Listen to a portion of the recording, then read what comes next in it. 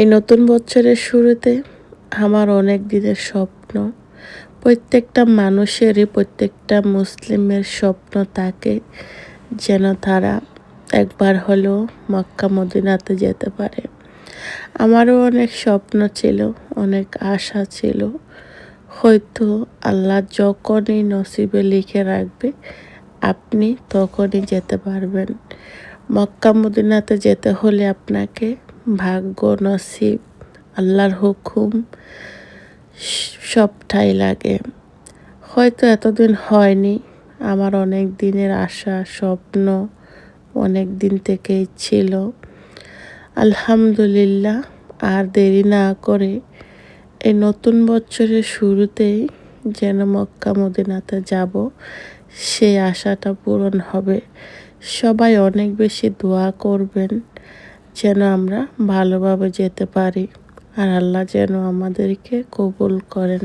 আমার যখন সন্তান হচ্ছিল না, প্রায় বিয়ের 5 বছর পর্যন্ত, তখন আল্লাহর কাছে বলছিলাম, আল্লাহ তুমি আমাকে একটা সন্তান দিও।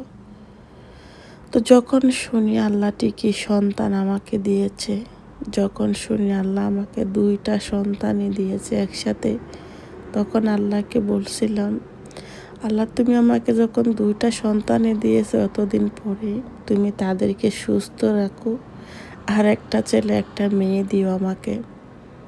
তুমি যখন আমাকে 2টা সন্তানই দিয়েছ, তা আল্লাহকে বলছিলাম আমার ছেলে আর আমার মেয়ে যখন পৃথিবীতে আসবে, আমি তাদেরকে তোমার ঘর দেখাবো।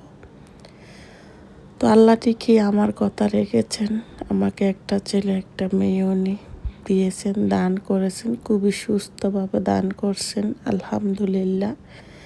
তো আল্লাহকে দেওয়া কথা আমারও রাখতে হবে। তো আমি প্রথমে চাইছিলাম ওদেরকে প্রথম যে সফরটা সৌদি আরবে নেওয়ার জন্য, কিন্তু তখন হয়তো হয়নি। আসলে বললাম না, ভাগ্য লাগে। তো আলহামদুলিল্লাহ, এটা হচ্ছে বিদেশে তাদের দ্বিতীয় সফর হবে আল্লাহর গড়ে। ওরা তো প্রথমে দুবাইতে চলে আসছিল, তো আমরা দুবাই থেকে যাব। সবাই অনেক অনেক দোয়া করবেন আমার সন্তানদের জন্য, আল্লাহ যেন তাদেরকে নেক হায়াত দিয়ে অনেক বড় করেন, অনেক সুস্থ করেন, ভালো মানুষ করেন।